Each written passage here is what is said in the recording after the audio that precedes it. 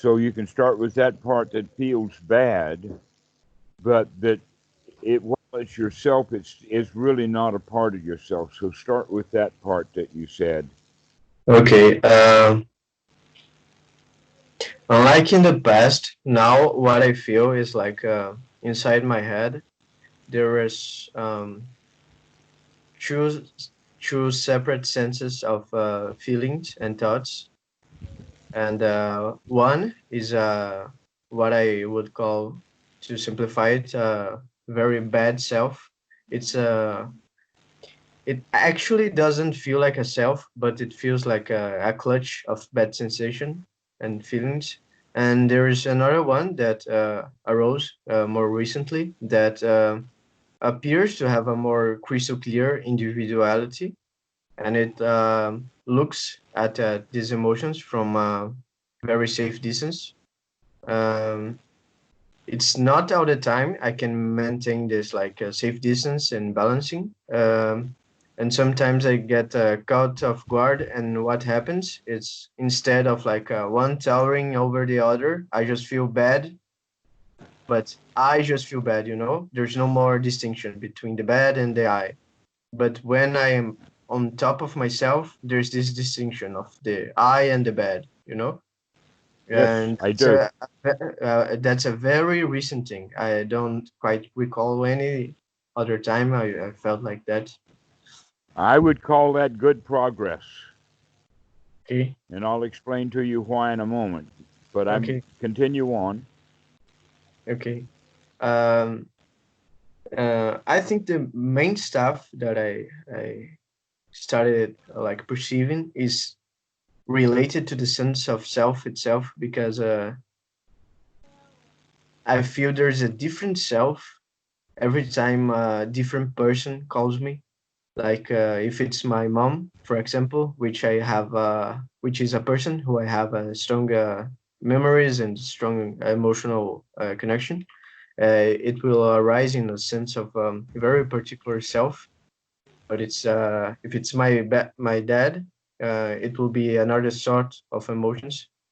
And of course I'm picking up like a strong links like my parents, because it's easier to explain how strongly the sense of self arises. But it's also true to other people. But in this other people, I think it's more like a ripple effect of this more central uh, clutches of memories that I have, like very close tied with my parents, for example, or my family in Yes. broad sense. So yes, and there's sometimes I feel like I'm just a clutch of various thoughts processes. Uh, it's kind of fast, but there is this empty space and this various clutches of like I don't know, just entanglements, All and right. that's it. That's my past week or so.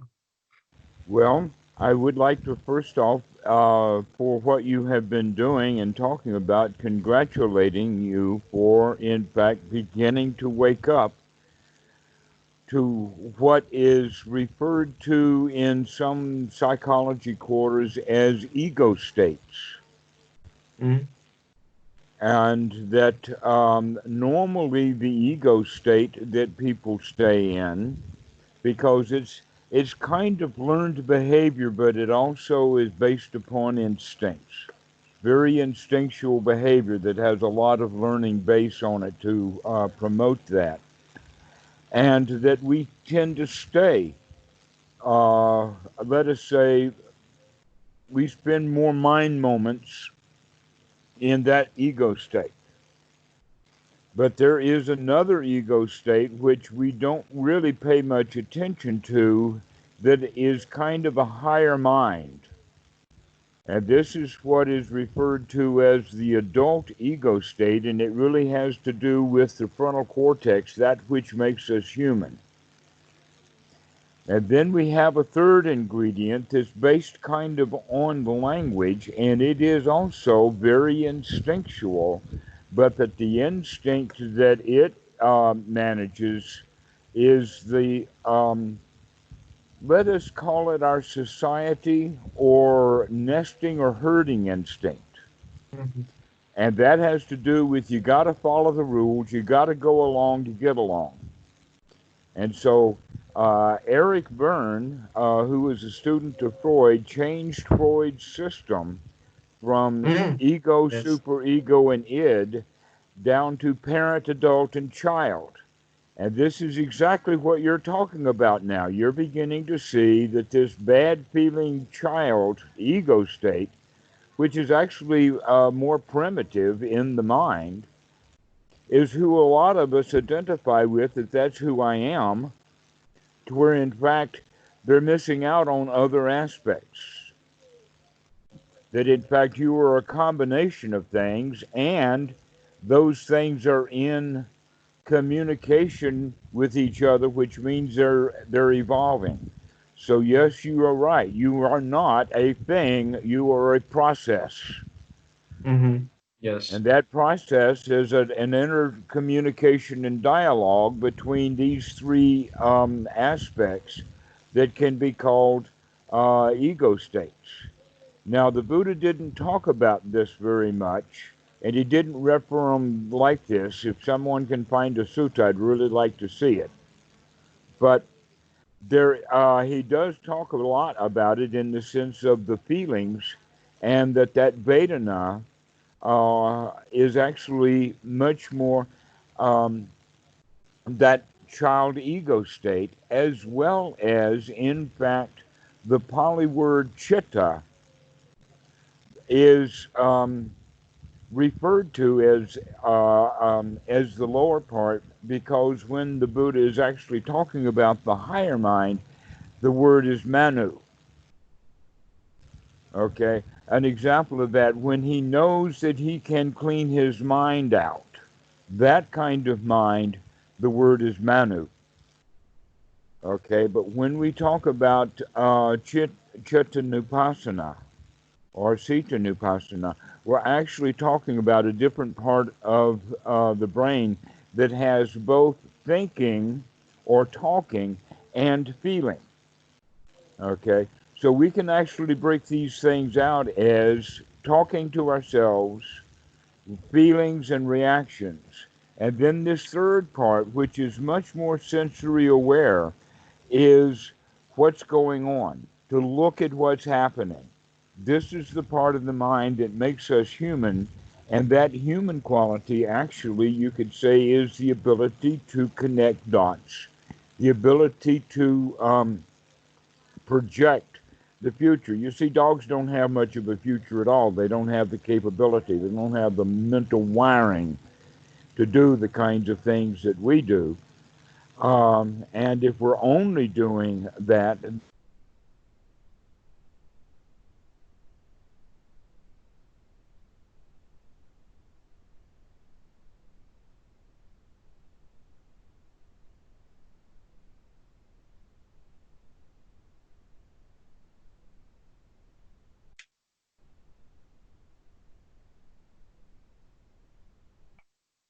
Can you hear me? that we had when we Can you were hear a me now? child. I think Did you there was lose? How much did you lose? Because you broke up there for a minute. yes, I think it was about 15 seconds about the dog part. Okay. So we spend so much time in the adult ego state or in the frontal cortex that, let us say that the more adult we are, then the more time we spend in that state. And that you could also say that people who are not highly educated and think, let us say, the ability to really see things or put things together, these people live in an instinctual kind of existence. They don't wake up to see really what's going on. They basically follow the rules. They're looking for a daddy. They stay in that child ego state. And then we already have, as I'm saying, a built in parent. So a Mm-hmm. lot of what's going on inside of the mind is a kind of a dialogue between the parent and the child. And the parent is there telling us what to do. And then the child is feeling bad about it. Okay? And that the whole process of meditation here in Anapanasati is to begin to wake up to that process and see that that whole process, that talking and then feeling about it to ourselves, is actually coming out of two different aspects of the mind. And the better thing to do is for the frontal cortex to really look at what's going on and to begin to control it. Okay? And so the kind of controlling things that we would do would, first off, would we say, aha, I see you, Mara. The first thing is that we start waking up to this. We start paying attention to it. And by paying attention to it or looking at it, we investigate it. This is why sati comes first, mindfulness is first, and then investigation is second. And then this third thing is effort, the right effort to say, out you go.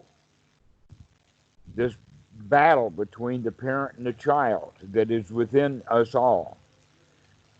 And come to use the frontal cortex, which then now can take control of the dialogue between the parent and the child. So the frontal cortex is now managing the mid-cortex and the anterior cortex. That's basically a neurological way of talking about it, of lighting up this frontal cortex. Get the thing really going. Get some oxygen in there. So that's part of one's right effort is let's get, because that's the part of the brain that needs the most energy. It needs the most oxygen out of the blood. And so let's make sure it's got some. So we're going to start taking some long, deep breaths, and now we begin to direct the kind of language that we want to have the parent to tell the child. Like, you're okay, this is a nice moment, I'm glad you found out those hindrances, I'm glad we're not talking in that language anymore, that the hindrances are out. Okay, so we can put it now back into the Buddha's language, but the whole process has to do with the fact that you can begin to feel the way that you want to feel rather than feeling the way that you were trained to feel. You can retrain yourself. You can, in a way, kind of erase that slate and go back to square one so that you don't have to learn everything from ordinary people who struggle with their life because they're still practicing the things that they learned. Mm. As you can imagine, your parents, who do you think they learned parenting from? From my Did they go grandparents. get a university degree in parenting, or did they learn it when they were a child? Yes. Okay, let's go back one generation more. How did it happen that time? Even Yeah. more likely, okay? And so Mm-hmm. this goes way, way back. Not only are our the DNA, not only the DNA propagates through, but so does parenting skills. And the psychologists know this with statistics very well that households that have children, households that are violent, the children of those households will most likely be violent. The same thing happens with all kinds of other stuff, alcoholism, a particular religion. I mean, it's so obvious that it's like, duh, of course it's like that. More than likely, if you're raised Catholic, you're going to remain Catholic and you're going to teach your children to be Catholic. Yeah. Okay? And much of what humans do is, let us say, done ignorantly because it was taught to be done ignorantly. But now we have a new opportunity to not follow that ignorant way.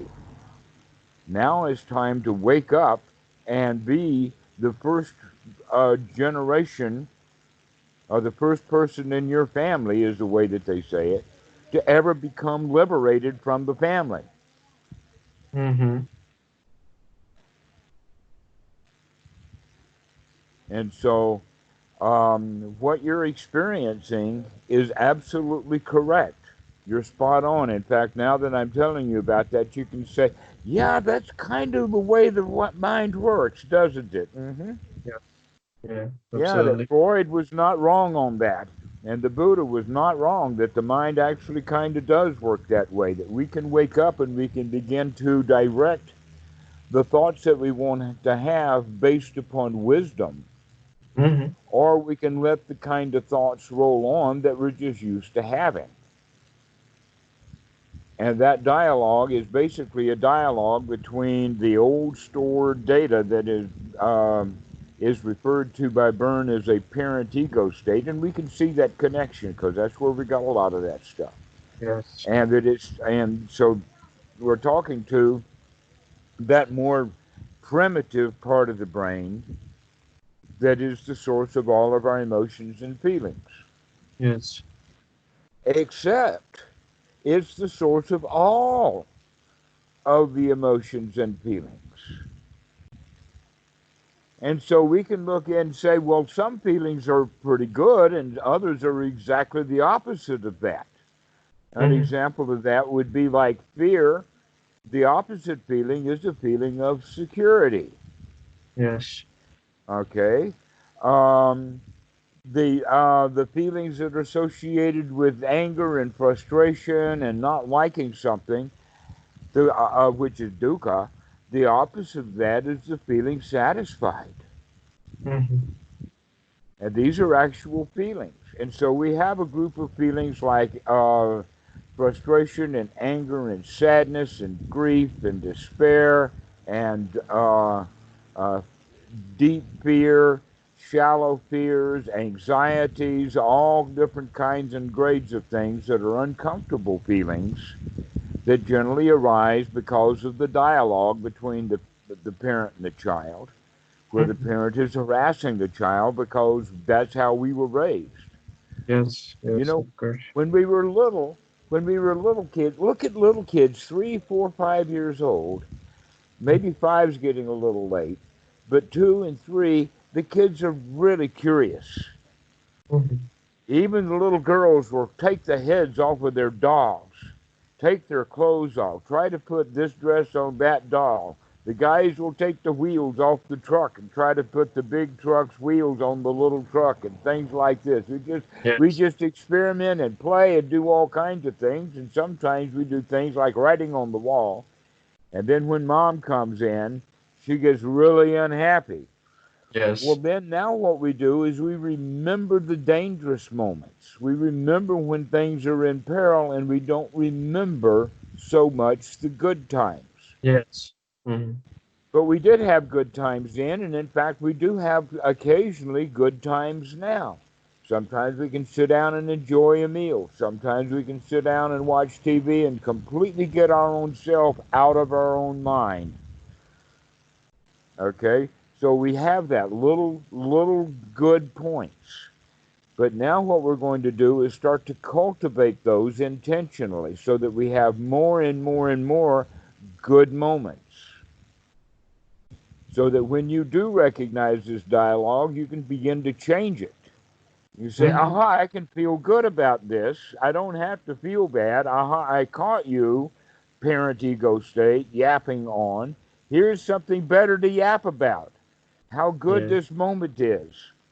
And there's a thing about it too. Even if I take this like higher and more adult sense of self while I am analyzing the clutch of bad feelings, what I tend to notice is that sense of a more healthy self is still very serious, very like rigid in the sense of it's not like a sparkling with joyfulness and like very open. It's very like precise and like like almost like a Well, parent watching over. yeah, but that's your choice. Yes, yes. It is your That's a choice. still If you start entanglement. to Yes, add more joy, if you start yes. gladdening the mind, which is the skill that the Buddha talks about in the Anapanasati Sutta, that aha, I see you, Mara. When you begin to recognize this dialogue, see, you're beginning to wake up to it. You're beginning to really see it now, and that's great. Now, what you can do is you can begin to steer it. Mm-hmm. I see. Okay.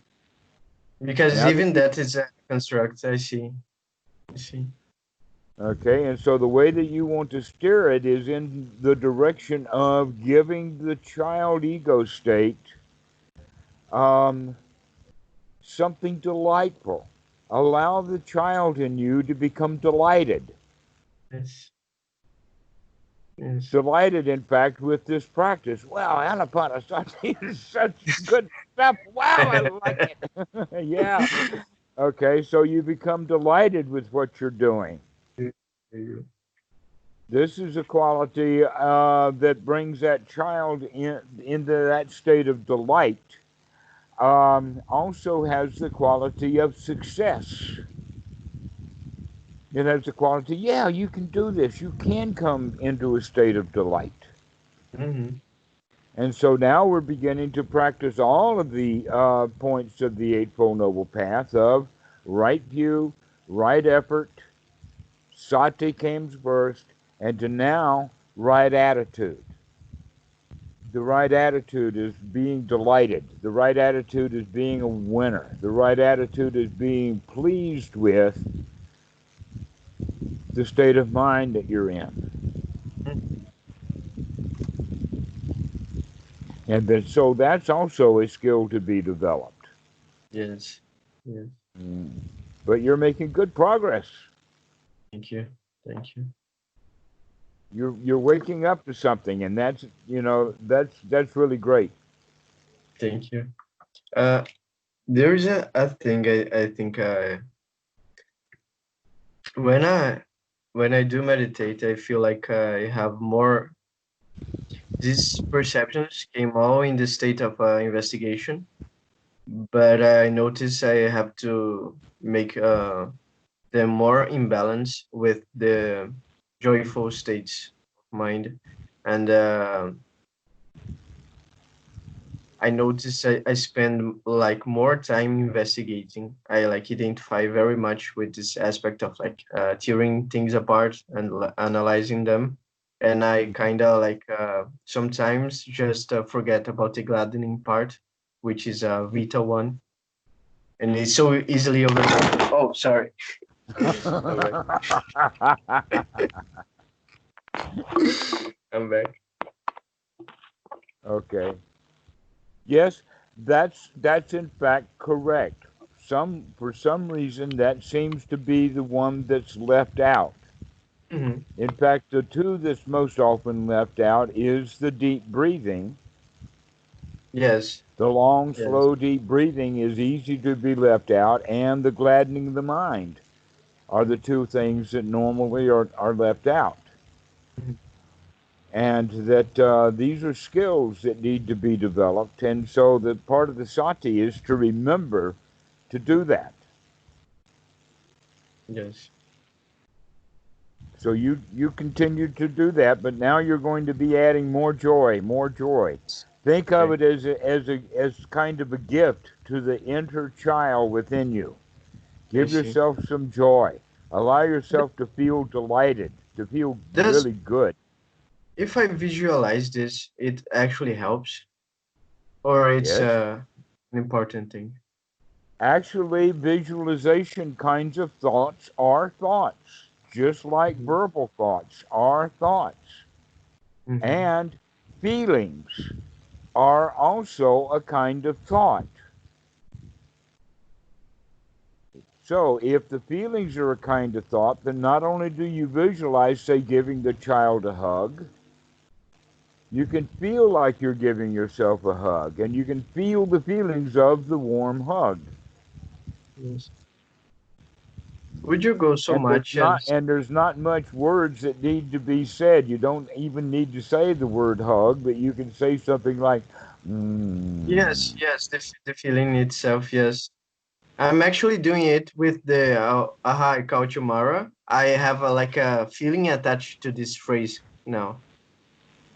It's not the phrase in itself, but there is like a catching feeling attached to it. Great. So you And go and I'm you using it because fiddle it's with that. faster in some ways. Yeah, so you go experiment with that. Play with it. In fact, that's the right way to do. Okay. Experiment, play with it, take it apart, put it back together again.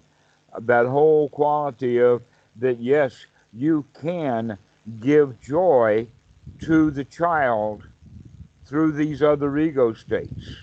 Hmm. Hmm. Okay, and so you can, in fact, control your feelings. But we have to start with something we can do, and that is the deep breathing. Okay, so if we can control the breath, then we can begin to control the thoughts. And if we can control the thoughts and have the right kind of thoughts and the right kind of breathing, then we can begin to control the feelings also. Hmm. All right, so that breathing gets the frontal cortex going, or the adult, and we begin to change what the verbal content is. The parent ego state is now turning into a nurturing parent instead of a critical parent. Yes, I see. I see. I see. Okay? And so the See. mental images of giving yourself a hug and the feelings of being warm and secure, that's what we're looking at for. Okay. Okay.